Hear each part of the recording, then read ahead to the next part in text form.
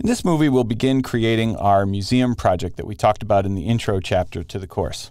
What I have here on screen is a JPEG of the site that we're going to use for our project, and we got this from Google Maps, and you can see here that we have a fairly large site available to us with a residential neighborhood up to the north and a little bit more medium density developments down towards the south.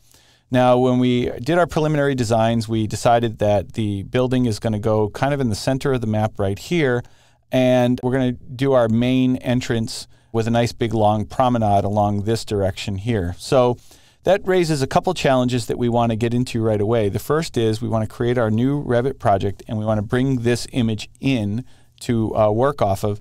And secondly, we want to reorient it to match a more convenient orientation for building the Revit model, but maintain the actual direction of north as we go along so that later we can do some accurate shadow studies and so on. So let me switch over to Revit. Here in Revit, I have a file called site.rvt. This is a Revit project file, and we have actually seen a version of this before in the previous chapter. All I've done here is created a topo surface, or actually a series of topo surface objects that match up with that site plan that we were just looking at, that aerial photograph. So the roads here match the shape from the map, and I literally just traced those over that map, and then here's the topography. The existing buildings are representational. All of this was built from the aerial photograph. So if I go over here to the site plan, you can see there's that aerial photograph we were just looking at. And I've changed it to wireframe right here so that we can see through the topo. If it's set to hidden line or something, then it covers up everything underneath. So I wanted to be able to see through it first. And you can see here that I've just basically traced over all of the houses and other buildings around just to give us a sense of the context in the surrounding neighborhood. And you can see where the roads and the topo surface match up to the illustration and so forth. Back here in the 3D view, in the previous chapter, we talked a little bit about the difference between massing families versus in-place masses. And these are created just as a simple in-place mass. And so if we click on those and we did edit in place, what you would see is that each of these is just a massing form. If you select it, it's got the control handles and create form, and everything is the same as what we've been talking about in the previous chapter. So feel free to explore that a little bit if you like, but all of that I've provided for you. Now, I will just say that we will have an opportunity to talk about how these houses were created a little bit later on in the course, but here the difference was, if we look at these, I actually used existing mass families. So these gable forms are just existing mass families that have been brought in to create those houses, and I found that a little bit easier than actually modeling each one of those from scratch. So there's a portion of our museum that we'll look at that will be using that same basic technique. Now, one last thing that I did here in the file is I've overridden the default behavior. If you watched the last chapter, then you know that normally you have to click Show Mass in order to see the massing forms. What I did in this view, just this 3D view, is I went to Visibility Graphic Overrides, which you can find in the View tab here, or the VG is the shortcut, VG, and I scrolled down and I turned on the massing category all the time. So rather than toggling it on and off just when I needed it, if this had been turned off, then you would see that none of those existing neighborhood buildings would show, and so I just turned them on all the time so that we would always see the surrounding neighborhood buildings. So what we want to do is we could start building up our form as an in-place mass the same way as the neighborhood was. But again, if you watch the previous chapter, you know that there's some pros and cons to doing that, and it will be better. We will get more flexibility and more control if we actually work directly in the massing environment. So rather than do it as an in-place, we want to create a whole new massing family. That raises an interesting challenge though. So the first thing that I want to do is do a new conceptual mass, use the conceptual mass template, and I've got that file here, and then I'm going to switch to level 1 floor plan and zoom out just a touch. And I need to make this match up to what I have in the other project. The challenge is that we can't actually copy and paste directly between a project, which is what site is, and the new massing family. For example, if we go to the site plan, I want to make sure that this orientation that we've configured for the site plan matches in the two different views. And in order to do that, I've drawn some lines around here. You can see there's a detail line here and a detail line here, just tracing the rectangle. Now, I can select those lines, but if I do Control-C to copy them, switch back over to my new family file, and do paste either here on Modify, paste. Usually you'd want to do it this way so you could get paste aligned. But if I say paste aligned to the current view, it will complain that I can't copy between projects and families. That's always been a little bit of a frustration when working in Revit. This is true not just of massing families, but any kind of family. You can't copy between the project and the family. So here's the workaround. I'm going to switch back over here to the site plan. And I need to take these lines, and instead of having them in a project, they need to come from a family. You can copy from family to family. So if I take my massing family that I have in this other file, or create a whole new one, which actually might be a little bit easier, in-place mass.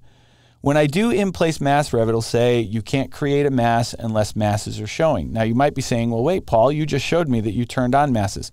I turned on masses in the 3D view only. Masses are still off everywhere else. So I'm going to go ahead and accept that. And mass 1 is fine, because what I'm going to create is a totally temporary massing file. And I'm going to simply select a line here and snap to the corners of this existing JPEG, like so. Select that chain, do Control-C. So I'm copying from an in-place mass, switch back over here to my family, and now I can do paste align to the current view, and it won't complain because I'm copying and pasting from family to family. So it's kind of a silly little way to do it, but it works around the problem, and it allows me to guarantee that the orientation of these two things matches. So I want to show you one more thing in the site file before we continue here. I can just cancel this mass now and discard it because I don't really need to keep that. Over here, you'll notice that Google Maps gave me a scale, and it tells me how big this is, and I've got these two little lines over here. I used those lines to scale this image and make sure that it was the correct size. So it says that's 85 meters. So I'm going to show you that now. We're going to switch back over here to our family and go to Insert, and I want to insert an image. It's going to warn me that the imported image won't be visible when I load it into projects, and that's fine. I don't care about it being visible in projects. I just want to use it for reference when I build my mass. So that's perfectly fine. Here's the site file. It's called Site Aerial JPEG, and it's in the exercise files. I'm going to open that up, and for now, I'll just kind of place it off to the side here. You can see there's the image we were just looking at. Now, if I zoom in over here, I know that this represents 85 meters. What I did before was I just drew some lines right on there to kind of match up to that. Looks like I got to nudge that one over just a touch. If you zoom in just a little bit more, you can nudge it a little more precisely. There it is. Remember, you are working on an image, so it's only so precise you're going to get it. I'm going to select this and these two lines with the Control key. I'm going to go to the Scale command right here. And you can either scale graphically or numerically. So I'm going to do graphically, and I'm going to set my first point just somewhere on this line, my next point on this line, and then I'm going to start moving this way. And I don't know if you can see, let me stretch it over so that it's on a white part of the image. You see that dimension right there, 191.6 it says right now? I can type in 85 If you put in M, it will know that that means meters. Press Enter, zoom back out, and now if I measure the distance between this line and this line, it's 278 feet 10 inches, and if you did that math, that's about 85 meters. So it's pretty easy to get this thing scaled to the correct size. I might be slightly off, but we'll check that out in just a minute. The next step is to move it from its end point here, and you see how it only wants to move this way or this way? That's because of this constrain checkbox right here. So I'm just going to uncheck that. That's going to allow me free range of motion so I can move it at both X and Y at the same time. And I'm going to snap to that little rectangle that I drew before. If you want, you can move those lines with it, but it doesn't really matter. I can leave those behind. It doesn't really make much difference in this case. Let me go to rotate. The center point of the rotation starts off in the middle here. I'm going to tap the space bar. That's going to allow me to relocate it. I'll put it right there at that end point, do my start angle here, and arc it down to there. And now you can see it's a pretty good match.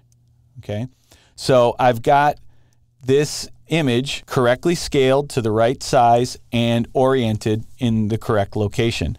And if you want, you can delete these lines. And that gets me in the correct general vicinity, oriented the way that I want to position my building. So now that we have our image all positioned the way we want it to go, and that gives us a good starting point, we're ready to move on to the next step, which is to go in and start adding our levels and any reference planes that we need and building the structure and the setup for us to start creating our massing forms. We'll make that the subject of the next movie.